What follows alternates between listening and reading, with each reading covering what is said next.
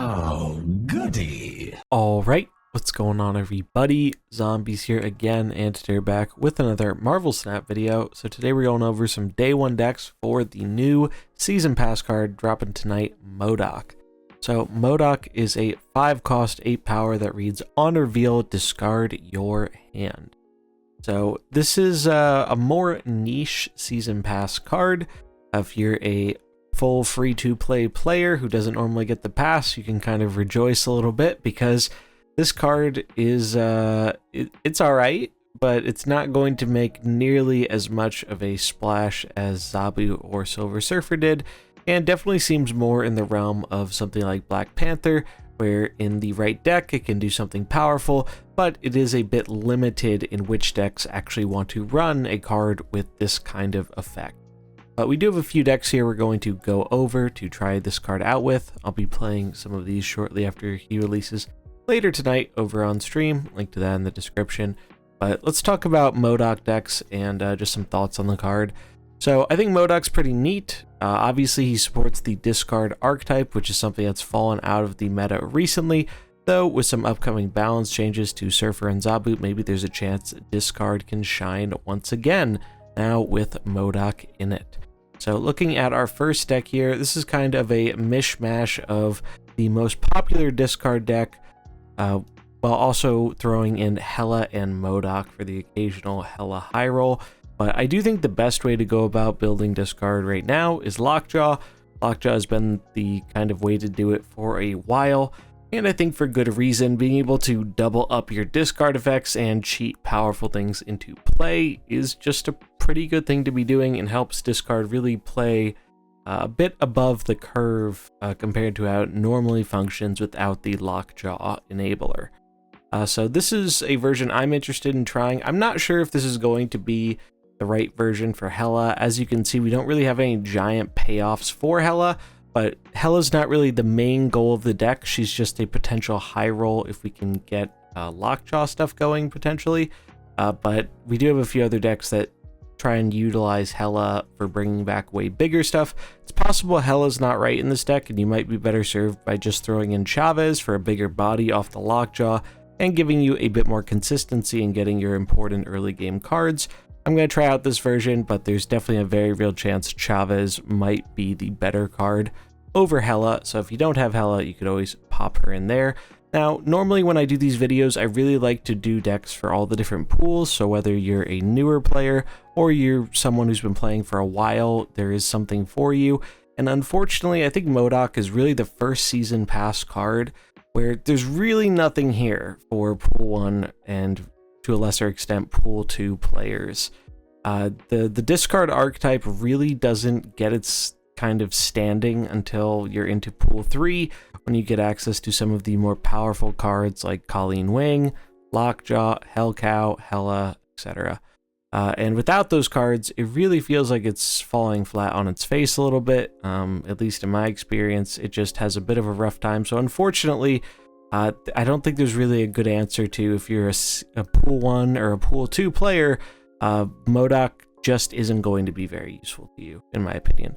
But we do have some other decks to look at. Let's take a look at another one here. The version we are taking a look at is another Lockjaw deck, but this one more centered around Hela and bringing big stuff back with our discards from Modok.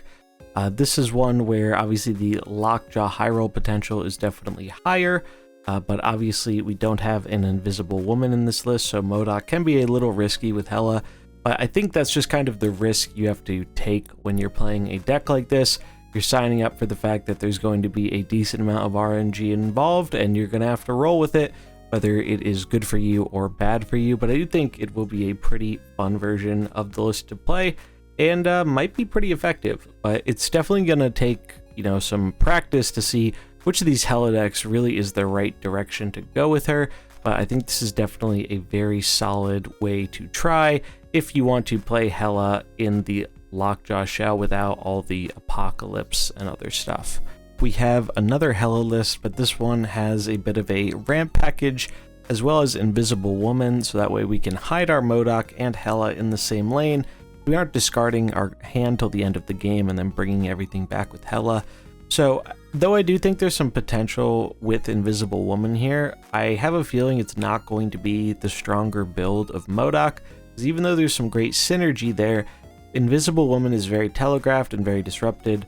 It's just so easy for the opponent to slam down a Cosmo in your Invisible Woman lane, or on turn 6, they can slam down an arrow to yoink your Hela out of the lane, and then you don't get anything a lot of the time.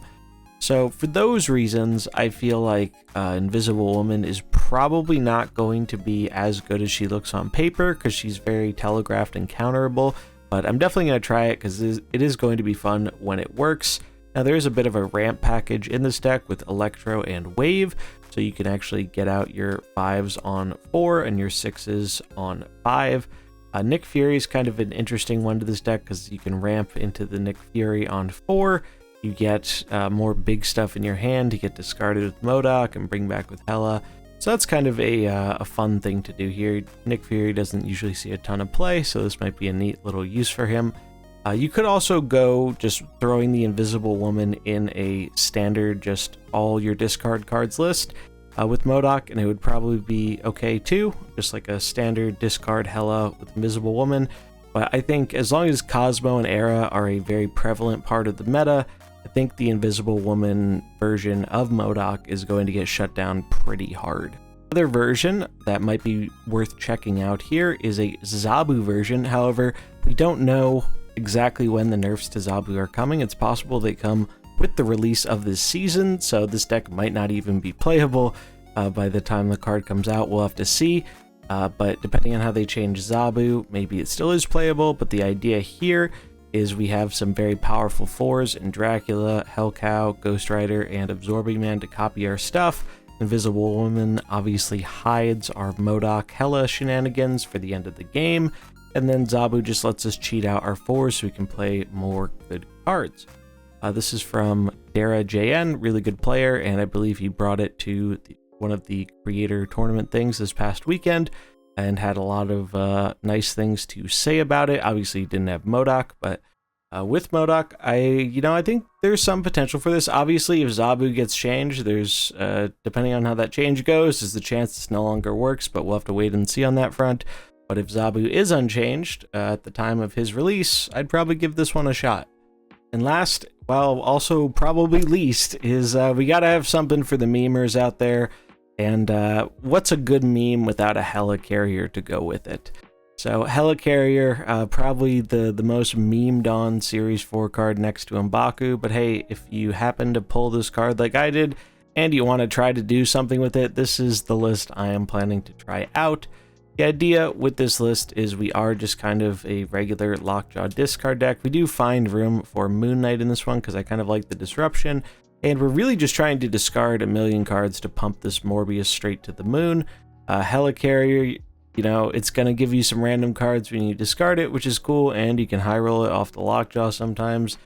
Do I think Helicarrier is an amazing card? No, probably not. But hey, with Modok, you have a higher chance of getting that Helicarrier discarded, so maybe you can actually do something and pull off a crazy win with the random cards that it gives you. Definitely not a recommendation if you're trying to win a lot of games, but if you're trying to have some fun memeing around a bit with a Helicarrier, this is what I would run. So those are our lists for the Modok Season Pass card. Again, this is kind of a narrow card. It might have some more potential in the future as more synergy gets printed, but I think for the time being, Hela is going to be the main thing that makes use of this. Maybe Apocalypse will surprise us and actually perform better than expected with this card, we'll see.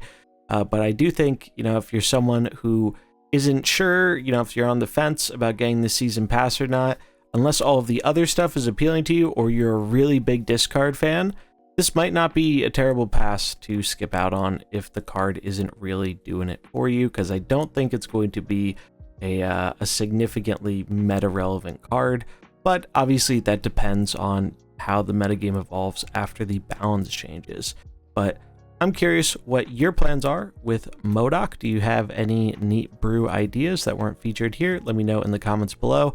We'll have links in the description if you want to copy these decks. Nice and easy for importing. But that is going to wrap it up for this video. If you enjoyed it, remember to like and subscribe, and I'll catch you in the next one. Peace.